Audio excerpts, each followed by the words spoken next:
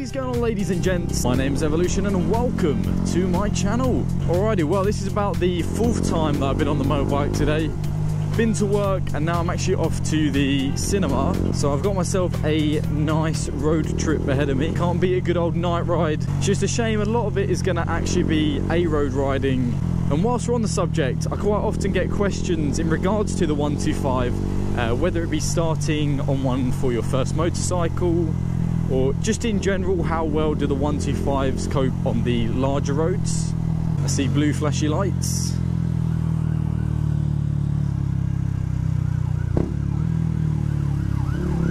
And 2 police cars.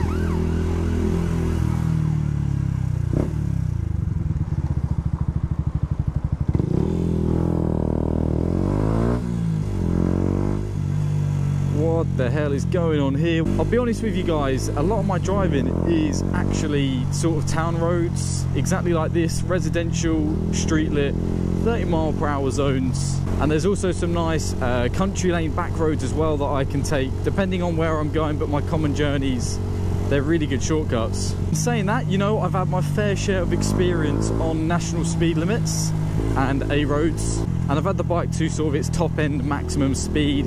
It's pretty much around 85. Personally, I don't have any complaints. Now, this is my opinion, of course. The bike can achieve around 80, 70 no problem, and 60 is a really nice cruising speed. So you've got 60 miles per hour, which is your nice low revs, good cruising speed. And then you've got 70 miles per hour, which is achievable. It's slightly high revs. And then of course you've got 40, for goodness sake, 40 mile per hour sign. And then you've got 80 miles per hour, which at a push you can get 80, 85. But this is literally the top end of the bike. It's not something you'd want to do for a long period of time. But yeah, overall, you know, that's more than suitable for the big roads.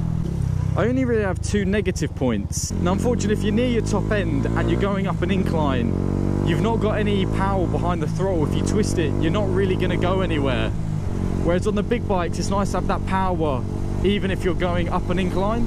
You might find that you're losing a little bit of power going up a very steep incline, but you know, you're not going to start rolling back on yourself. I'm just saying you might lose 5 miles per hour or so, even on full throttle. But at that point, you know, whack it down a gear, off you go.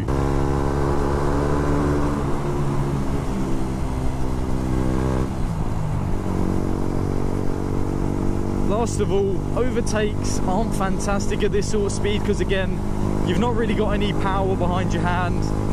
Whereas at least when you're in a 30 zone, you know, you've got so much mid-power to your throttle.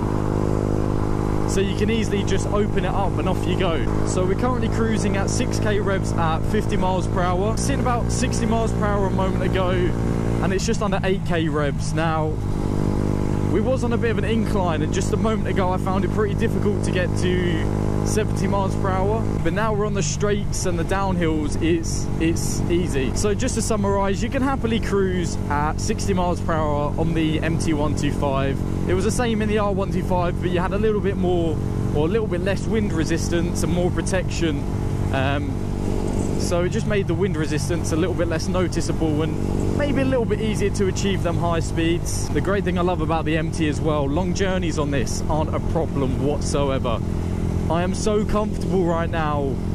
Literally, this seat is fantastic. These long journeys are, you know, a lot less enjoyable. I do prefer being on the twisties and on the smaller roads because you're constantly going up and down the gears, you're throwing the bike around left to right, and you're fighting with the throttle constantly. Whereas on the A roads, the national speed limits, is literally whack it in the 6th gear, the highest gear possible, and just pull the throttle back and let it cruise.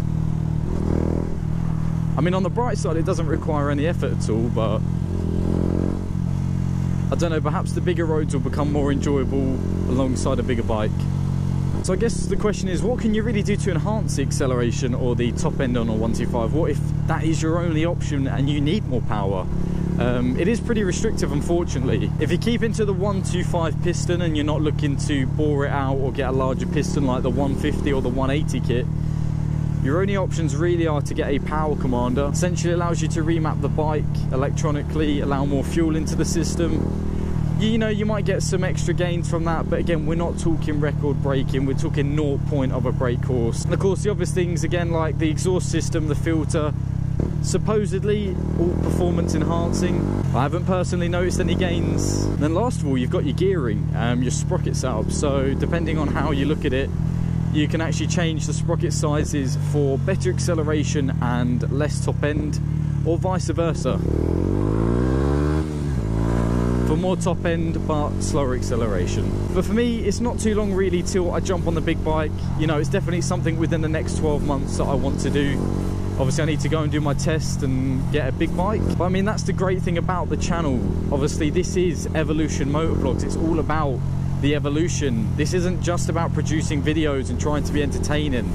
This is going to be here, so in 5 years time you can come to my channel and you'll be able to see the meetups we did 3 years ago.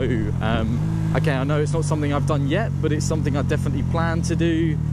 I want to go on a lot of trips and travels on the bike, travel Europe, want to experience some really nice roads, camp out on the bike, get it fitted with panniers.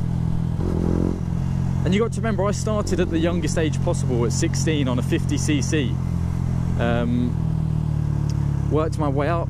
I've had various 125s. It's actually quite scary because at the moment I'm restricted to the 125, and there's probably about 9 125s that, in my opinion, are top end bikes, your premium ones, and I would love to ride and own each and every one of them.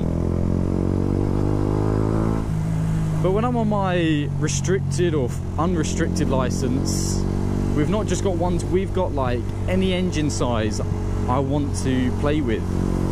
Do you know how many bikes there are? So many bikes. But I mean, I guess you can never have too many bikes, right? For those of you wondering, you know, how bearable are long journeys on the 125, and is there enough power to go on the national speed limits and the bigger roads?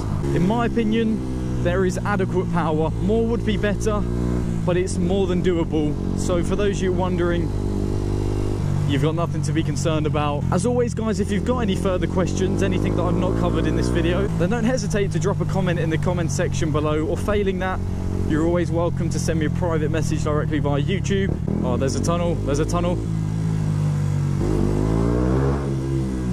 That is all from me today, ladies and gents. I hope you guys have enjoyed today's video. For those of you that ride safe, and to my viewers and subscribers, stay awesome.